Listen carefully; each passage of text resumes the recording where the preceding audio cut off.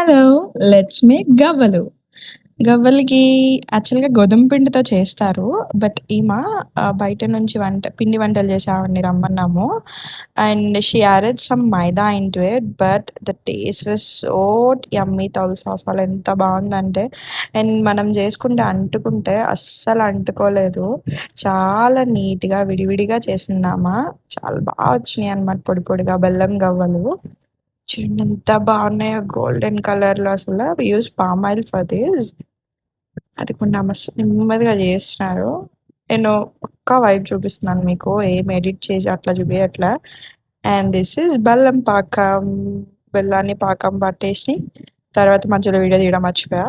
And finally these are our lovely, lovely, yummy, yummy, tasty, tasty గవ్వలు.